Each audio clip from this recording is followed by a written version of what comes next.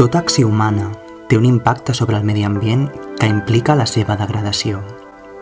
Per seguir amb el nostre estil de vida, es necessita una gran quantitat de materials que s'extreuen de la natura a un ritme elevat.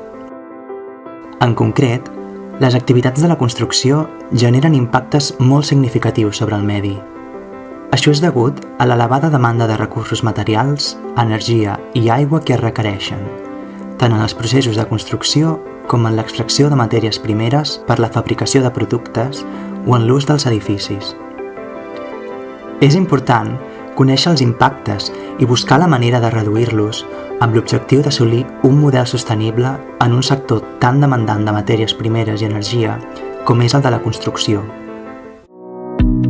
El programa de declaracions ambientals DAP-CONS quantifica els impactes generats pels productes de la construcció, considerant tot el seu cicle de vida, des de l'extracció de matèries primeres fins al fi de vida, passant per la fabricació, la distribució i l'ús del producte. En les DAP-CONS es tenen en compte 8 categories d'impacte ambiental, com ara la formació d'ozó fotoquímic, l'acidificació del medi, l'eutrofització o l'esgotament de recursos abiòtics.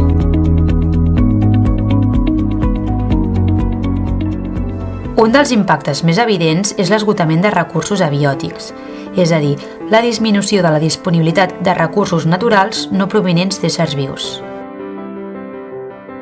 Aquests recursos poden ser renovables, com és el cas dels dipòsits d'aigua, el vent o l'energia solar, i no renovables, com els minerals, les roques i els metalls.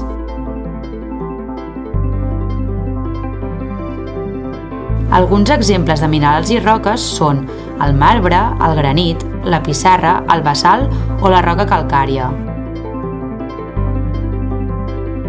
Dins dels metalls trobem com a exemple l'alumini, l'acer, el coure o el titani.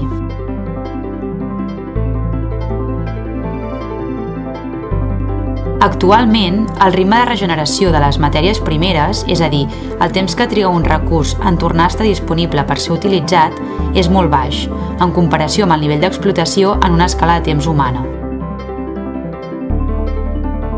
En el cas de la construcció d'infraestructures i edificis, els recursos que s'utilitzen tenen un temps de regeneració molt baix, d'aquí que sigui considerat un dels impactes més importants que genera l'ésser humà pel seu gran consum de materials i energia. El sector de la construcció consumeix el 40% dels materials utilitzats a la Unió Europea i el 20% del total d'energia a nivell estatal. Cal tenir present que l'explotació de recursos abiòtics pot repercutir negativament en els recursos biòtics, que són aquells que provenen dels éssers vius. Alguns exemples d'impactes negatius són la degradació d'ecosistemes terrestres i marins o la pèrdua de biodiversitat.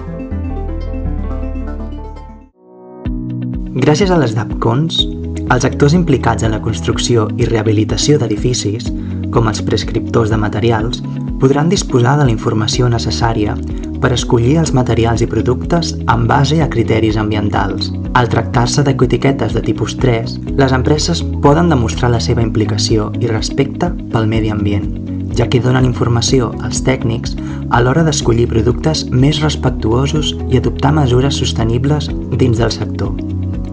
D'una banda, les administracions persegueixen cada cop més la reducció dels impactes amb l'elaboració de normatives i, de l'altra, la societat està més implicada en consumir béns i serveis amb un menor impacte. Per tant, el programa de declaracions ambientals DAP-CONS és una eina de gran utilitat per impulsar la transformació del sector de la construcció cap a un model de futur sostenible i respectuós amb el medi ambient i la salut de les persones.